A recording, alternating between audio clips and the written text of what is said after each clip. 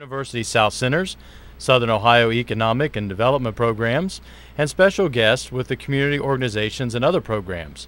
Our mission is simple: to promote the University of Rio Grande and its diverse educational programs, promote the Ohio State University South Centers and its many business technology programs, and finally promote Southern Ohio, a great place to live, learn, and enjoy life to its fullest. You know, Jason, we have some great co-hosts. We have, of course, you, Jason Winters, Director of the Center for Small Business Entrepreneurship, as well as Mike Thompson. Mike is the Instructional Design and Media Services Director, and they're both with the University of Rio Grande. You know, the neat feature that we have is a collaboration with the Ohio State University South Centers, and I, Patrick Dangle, am a Business Development Specialist with the OSU Rio collaboration, and of course Kimberly Roush, Program Assistant with the Ohio State University South Centers. Today we have a great guest. Bob is not only an avid historian, he's a dynamic speaker. He's the Executive Director with the Gallia County Convention and Visitors Bureau. And Bob, it is a pleasure always having you here on our podcast. Well, thank you, Patrick, and thank you, Jason, and it's always a privilege for me to be here as well. And I know that you have, you're going to try to squeeze in about 4 weeks worth of information into about 30 minutes, talking about Gallia County and Gallipolis and all the unique different things that make up the heritage. Yes, we're going to condense a lot in, but that's what we do, and that's what I do, and so anytime you catch me around, I'm always going to give you the shortened version of where we live, work, and play. So first of all, Bob, have you always been a resident of Gallia County? I have, with the exception of the 4 years that I spent away at another institution of higher learning. I have always been, I grew up here, I was born here, I was raised here, and that was really one of the things that led me to take this job and one of the things that I did when I interviewed for the job was I made a commitment to stay here, and it was a great move on my behalf, and I've enjoyed my job. I've been there, I'm working on my 11th year now, and I've enjoyed the time that I've spent there promoting Gallipolis and Gallia County. Beyond the local level, we promote it to the state level, and then I've had the honor and opportunity to travel even to the national level and promote tourism in all of Southeast Ohio, not just Gallipolis and Gallia County, but I represent all of the 32 now, thanks to the governor's office of Appalachia, including 3 northern counties. We now have 32 counties in the state of Ohio that are Appalachian, and we take all of the concerns to Washington, D.C. and the concerns for the state of Ohio, and especially those 32 Appalachian counties. You know, Jason and Mike, I know all of us have been involved in business or own our own businesses. Bob, tell us a little bit about your business background that you have had. Well, when I came here, Patrick, I was with Haskins Tanner, the men's clothing store that was situated in the downtown, right in the middle of downtown Gallipolis. And there was as we all know, there was a devastating fire in 2001 that took several of the businesses there, and one of them happened to be Haskins Tanner. And so really I now try to incorporate some of those business ventures, what I learned in the business world, I try to take those into the tourism market. And I deal with counties and visitors bureaus that need help in marketing. That's probably the #1 thing that we deal with. How do you market a region like Gallipolis and Gallia County? What do we do to carry our story forth? And so I think marketing is probably #1.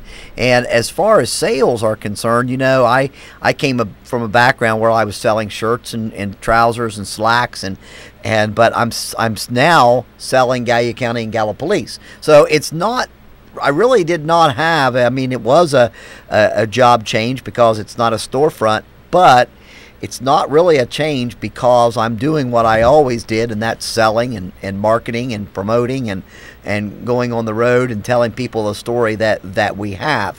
And you know, I always dealt with quality, and I think whether you're talking about a quality education, or you're talking about a quality business, or you're talking about a quality program or quality clothing, we're talking about a quality place where residents live, they move to, they stay here, they have jobs, and so it's all about that quality that we like to talk about, and we like to talk about kind of trying to elevate ourselves, because this is a place where people just don't come in and out of.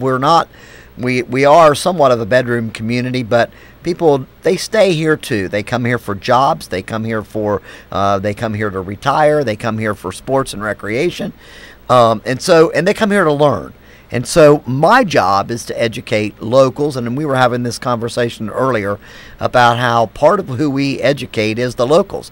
They really don't know. Sometimes they forget, but they really don't know what we have here to entice. Our job is to put heads in beds. Yes, that's true, but we also have an educational component of tourism that really educates people on the region and all about Gallipolis and all about Gallia County.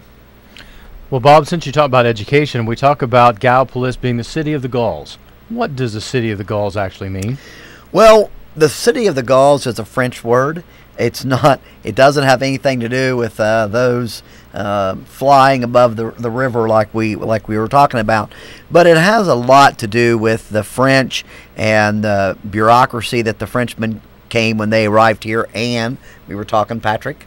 Well, Gauls was one of those groups fighting the Romans, and the Romans, when they went into the French territory 2,000 years ago, they were those groups of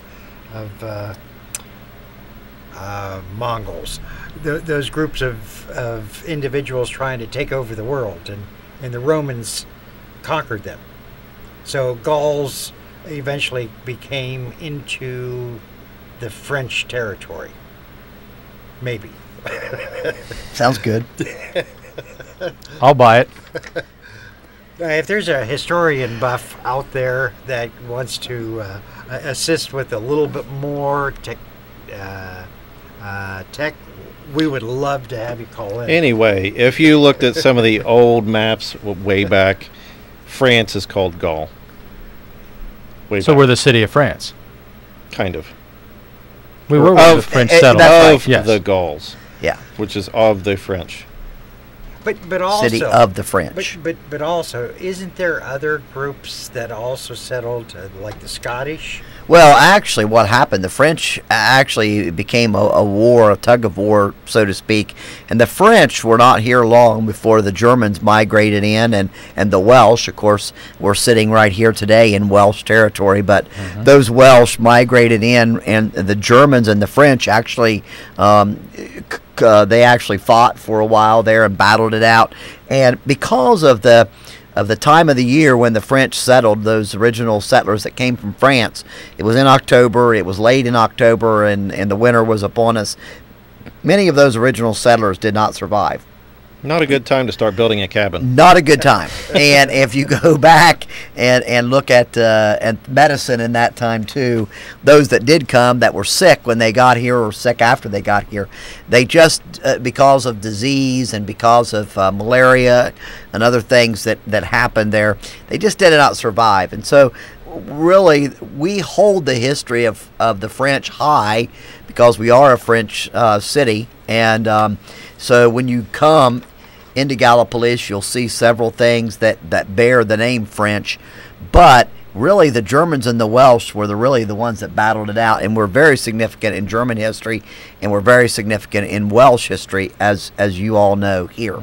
And you have mentioned that it was the second city to be established in the Northwest Territory? Gallipolis was the second oldest settlement in the Northwest Territory. Now remember, there were not states.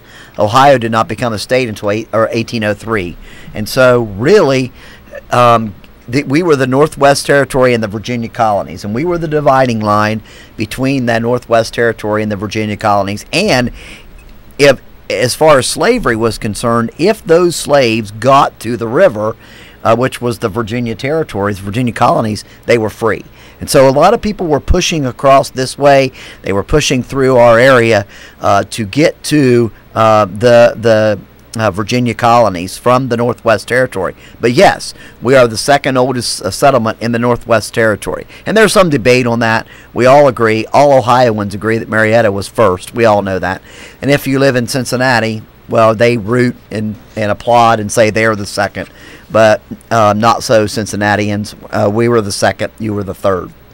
And it's my understanding also, in reading some of the information you were kind enough to send to us, that the first settlers were misled.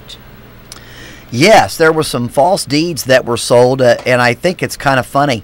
The guy that was the entrepreneur back then, their spokesperson, his name was William Playfair. What a name to have, Playfair. And he really did not play fair. And he sold these French all of this land, the land deeds. And he said, look, if you come here, we have a land that's full of rich milk and honey, and you're going to come here and you're going to aspire and you're going to do well. And when the French landed here, and actually their GPS was off the coordinates a little bit, where they intended to land was what we know as Meigs County. And they kind of shifted down the river, migrated down just a little bit, and they landed now in what is our city park. And so they even went as far, Patrick, as I know you're a big fan of Washington. They even went as far as to call President George Washington and try to get him involved. And George Washington said, "Hey, these land contracts are false. You don't have this property. You don't have all this land." Well, they came all the way from France. They're here. So what are they going to do? They didn't own what they thought they owned, and when they did get here, it was a very densely populated woods in what is now our city park, and they began to build cabins. There were 80 cabins that were constructed out of the timber that was there in the park. There were 80 cabins that were built. And so they had to really make some adjustments in life. Many of them did not survive, as we've talked about and as we mentioned before. But they had to still come up with ways to live and ways to get into the community. And so it was hard. It was very hard on those people. And they had water issues. They had flooding that happened, and they just had a lot of hardships when the French arrived. And now the city park, boy, that is a beautiful park that you have. How big is that? You know, we have probably the best city park, I think, in all of Ohio, especially all of Southeast Ohio. And we develop, Patrick, many people come in and many people ask about what is there in the park, and tell me more about what's in the park. Tell me about the bandstand. We have a focal point that's right in the center of the park. We call the bandstand, and it actually is a bandstand. That's the correct name for it. Some people call it a gazebo, but it was called a bandstand because people actually got up in there and played on a Friday night or a Saturday night. They would actually have concerts in the park where people would come, bring their blankets and bring their food and sit down and eat and watch the band play. And they would get as much as 10 to 15 people up in that bandstand. Now today, and the size of the people, you can't put very many people up. It's very small in there. And if you go up in there and you raise the roof and you get out, you can only put about 6 or 8 people of our size up in that bandstand. However, they would put 20 people up there plus their instruments, and they would play and perform. So that's why it got its name, the bandstand. We still use it today. It was built by a father and a son, and they built that, and they ran out of money. They ran out of money, and so that the people said, what are we going to do? And it was the women of the community that stepped forward, and they said, you know what, this is what we're going to do. We're going to have ice cream socials on Friday night, And these ice cream socials are going to we're going to raise money for the construction of the bandstand. The bandstand has always remained as it is. It's in its natural colors. It's in its it has the light in the center as it did back in those days. It was white, just like it is. Had a green roof. It's been painted many times over and over again, but it's in its original restoration. It's in its original form. And then we, you know, as we walk around the park, there's several things. There's a sandstone monolith that has the markings of where the high water marks are. 1937 was the highest recorded, and in 1913 there's also a mark. Now here's an interesting feature about downtown. The park, from First Avenue to Second Avenue, and you wouldn't know this if you weren't from around here, but there's an elevation of several feet. And if you go from First Avenue over to Second Avenue, they elevated the park so that the water would run back toward the river. They actually, in theory, developed it so that the water would run out of the storefronts. And we were very fortunate that in the entire history of Gallipolis, the water has never been in the storefronts. It came close in 37, got to the front doors, but it never came in. Now, my grandparents owned a store in Marietta, and my grandfather's job and my great uncle's job, their first job in Marietta was to sweep the mud and the debris out of the store. And that's what they did. I mean, every year, 3 or 4, 5, 6 times a year, the water would come in the store. They would rearrange everything in the store. They would move everything to higher ground, and they would sweep the water out.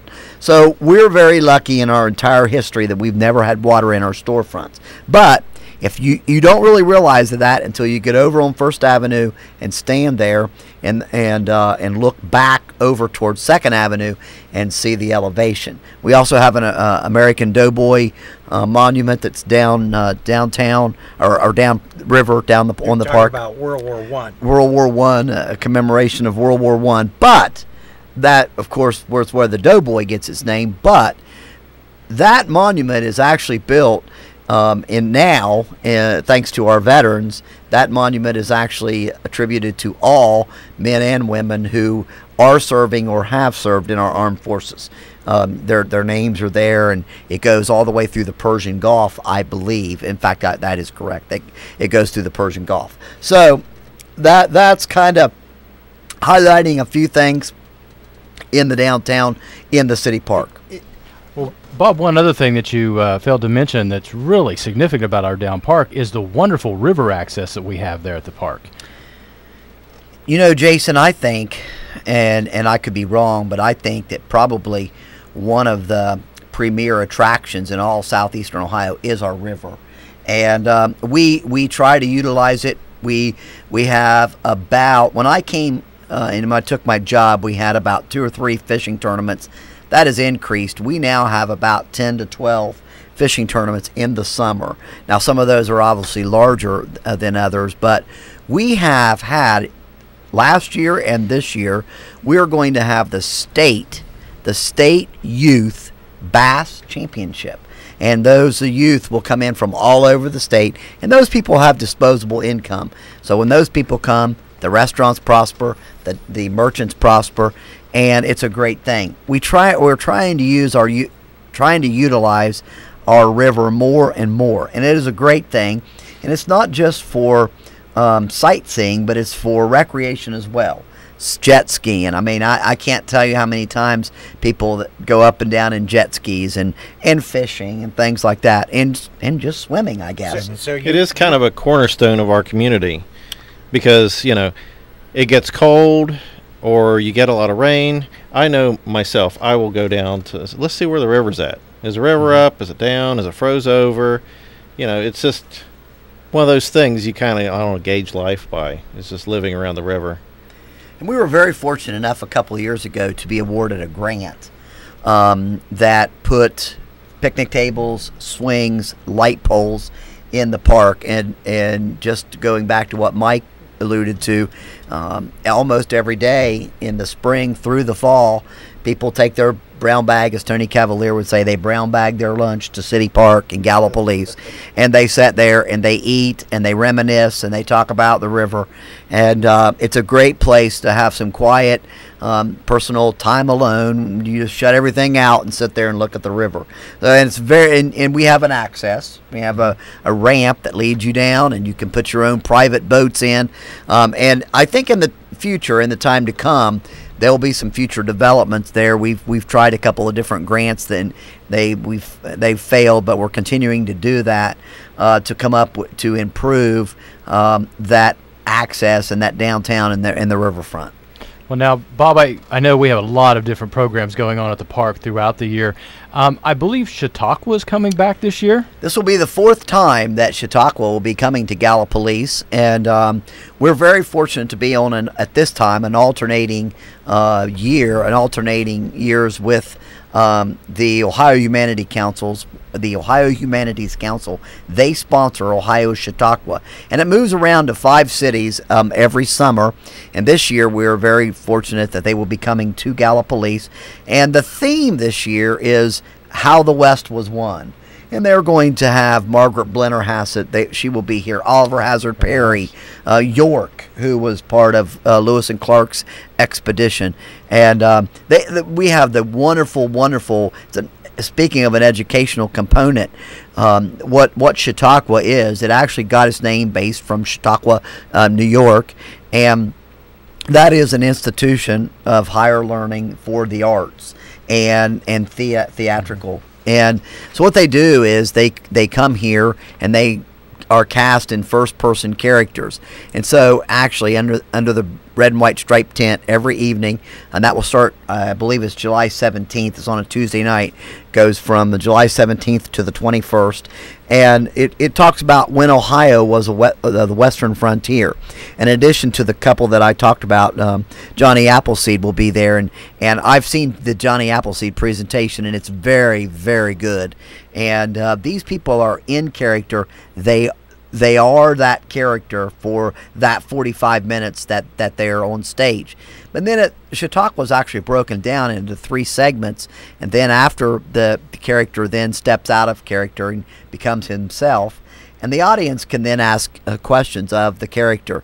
You know, when did he start studying his character? How long did you research? The gentleman who plays Johnny Appleseed, Hank Finken, he has been here as Thomas Edison once, and he was also here as Henry Ford. Did a great job as Henry Ford. And it's a lot of interaction with the audience. When they're in character, the audience can ask them questions of them being in character. And there is children's workshops every day as well as adult workshops every day, to where you can gain a little more educational experience about their character or about the times of those days. You might play a game that was prevalent back in those days or whatever. And it looks like you also have Oliver Hazard Perry, York, Chief John Logan, and Margaret Blennerhassett. Correct. And that's just a great opportunity for people to come down every evening, well, really every day, if you want to learn something a little more in the adult or youth workshop. But we'll have anywhere from 20 to 50 people that will participate in the workshops. And then at night, in the evening, that tent will seat up to 500 people. We average about 350 to 400 when the Chautauqua has been here before. But it's a great thing for our community, and we encourage you to come out later this summer to take in Chautauqua. What a beautiful scenery there at the city park. You know, Mike and Jason, Bob said something that I found rather interesting, and he was talking about the bandstand. The bandstand now, they used to get 20 people up there. Now they can only get 6 or 7. And that's a good testament to the kind of food that we all eat. Tell us a little bit about some of the great restaurants and dining places and eateries that we have in Gallia County. And boy, that was a good transition, Patrick. That was great. All throughout Gallia County, we have those locals. And I know when you guys travel, you guys like to go and and you like to eat where the locals eat, and that's what happens. And of course, we're most familiar with our own Bob Evans and the Bob Evans restaurant, and you can eat here in Rio Grande and learn about the history of Bob Evans. But we have some great local eateries too, as we have in Bidwell. We have the Wounded Goose, and they have plenty of mushroom burgers left for Patrick, my friend. And but they do everything there, from salads to meats, and they run specials. And then actually in downtown we have the Parkfront Diner, and we also have Courtside, which does great. And so we have those local eateries all through Gallipolis and Gallia County that offer a taste of the locals. You know, we're known for Ramos. Yeah, that's what I was going to say. I mean, Don't we forget are. Ramos. We are really known for Ramos, and people come here and they're like, I gotta have a Ramo hot dog.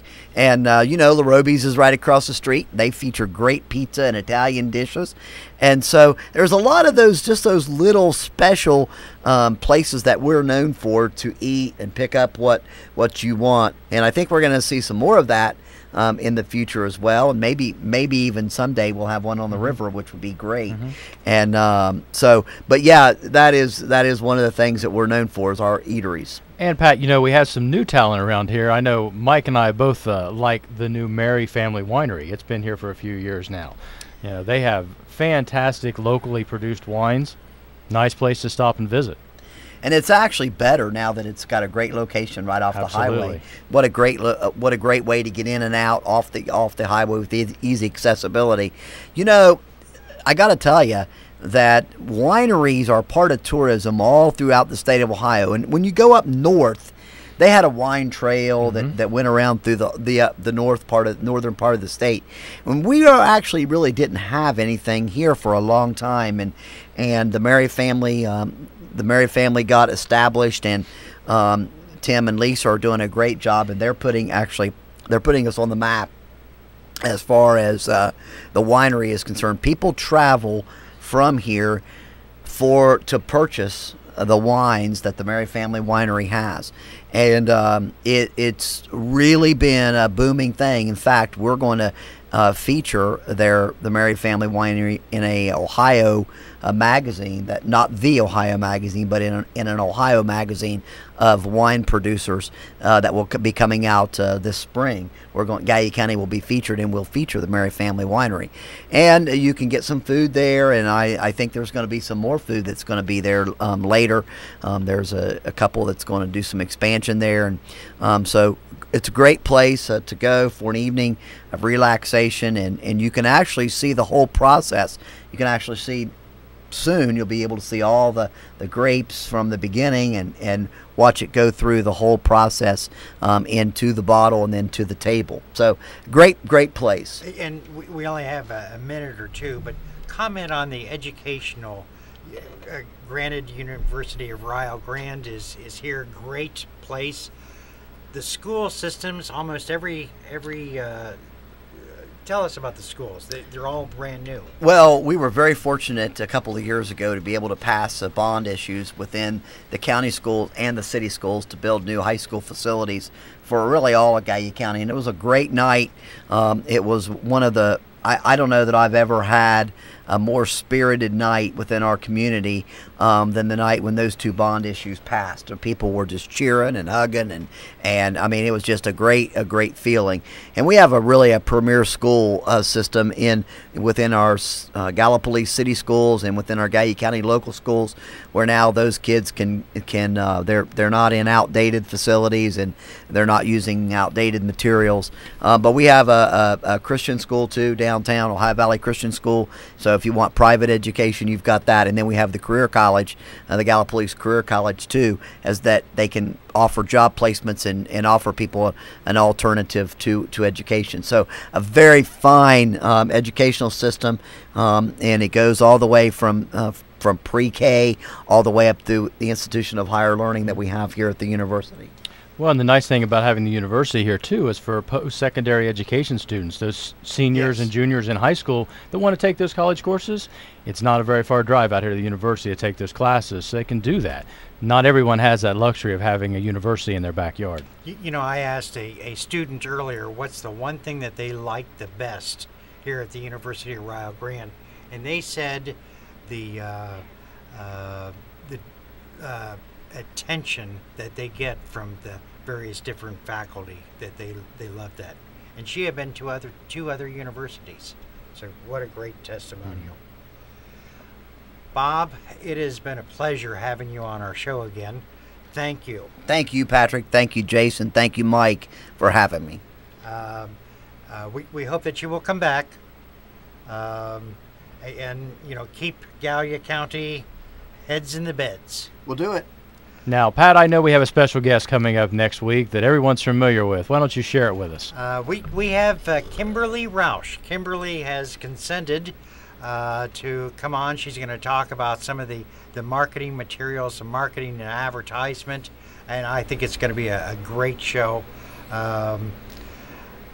Now, how did you twist her arm? Because last week she was here, and she was advising us, and she was helping us, but she stayed in the back and stayed out of the camera. So how did you convince her to come on the show? I folded my hands, and I said, I'm going to hold my breath until you say yes, and she felt sorry for me.